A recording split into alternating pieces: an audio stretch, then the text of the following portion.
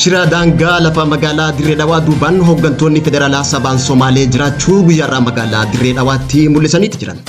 Maarshi baandiin raayyaa ittisa biyya Itoophiyaa yeroo jalqabaaf ayyaana masaraa Ispaakaayii Raashiyaatti hirmaachuutu dhaga'ame. Kunneen hangafoota duutii amma gara bal'ina oduutti dabarra.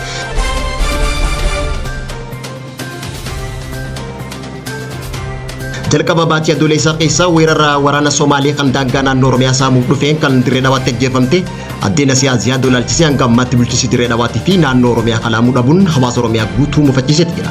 Dhimma ajjeefamuu siyaasaa dolaalchisee miidiyaa OSM irratti akka yaada kennetti akka loon konkolaataan ajjeesatti gumaa ishiitti jaanii qarshii 100 nuuf kannan jechuudhaan miidiyaa Oromiyaa State miidiyaa irratti dubbatteeti jirti.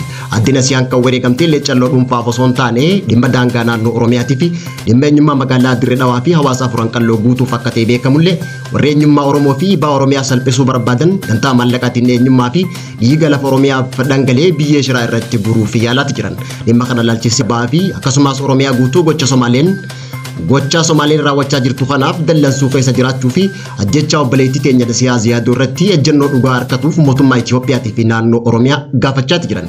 Ta'us garuu hanga ammaatti yaadni sirna biyya bulchaa jiruun kenname tokkolleen hin jiru. Shira daangaa Oromiyaa kana duubaan warri gamtaa siyaasaatii fi danda'a diinagdee isaanii eessifachuuf hojjetan akka jiru xiinxaltoonni hedduun isaanii dubbachaa jiru. Daangaa Oromiyaa baay'ilaalchisee ammoo sochiin Somaalee as dhiyoon eegalee saboonni ollaa kanarriitis jiraachuun ni shakkama ja'an xiinxaltoonni waa'ee siyaasaa lafaa irratti xiinxalan. Haaluma kanaan akka gara kibba Oromiyaa Booranaa fi Moyaaleetiin dhiibbaan daangaa lubbuu lammiilee Oromiyaa sababa weerara waraana Somaaleetiin nagaa dhabuu bira dabre sochiin lubbuu fi qabeenya itti fufaa jiraachuu hawaasni naannichaa ibsataati jiru. Gama biraatiin ammoo shira daangaa lafa Oromiyaa sanduubaan ka jiru gama dippiloomaasii Somaaleetiin harki dheerachuu fi san keessa ammoo guyyaa kaleessa embaasiin Itoophiyaa kan magaalaa Keeniyaa biyya Naayiroobitti argamu godinni gurraa dhaamoleetii fi lafti naannoo Somaaleetiif kennamu hordofee gammachuu uummata Somaalee waliin qooddachuu karaa fuula miidiyaa hawaasaa isaaniitti irratti qoodaniiti. Maarshi baandiin raayyaa ittisa biyya Itoophiyaa yeroo jalqabaaf ayyaana masaraa Ispaakaayii Raashiyaa irratti hirmaachuutu dhaga'ame.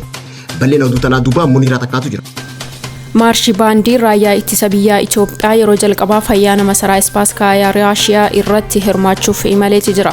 Miseensonni maarshi baandii raayyaa ittisa biyya Itoophiyaa feestivaalii ayyaana muuziqaa fi waraana masaraa Ispaakaayii waggaan Mooskootti taasifamu irratti hirmaachuuf wiixata 18/2025 gara Raashiyaa imalan.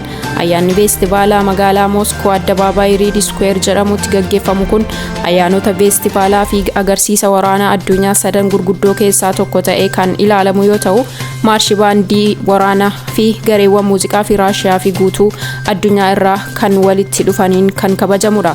Ayyaanni bara kanaa haga 23 haga fulbaana 1 bara 2025 gidduutti gaggeeffamas jedhame. Daareektarii ijaarsa xiinsammuu raayyaa ittisa biyya Itoophiyaa Meejar Jeneraal Indaalkaachoo Waldee Kidaan affeerraa Raashiyaa irratti dhufe hordofuun maarshii baandiin raayyaa ittisa biyya Itoophiyaa ayyaana kana irratti kan hirmaatu yeroo jalqabaati jedhan. Gareen miseensota 50 qabu hagaya 18 gara Raashiyaa deemuu mirkaneessaniiru.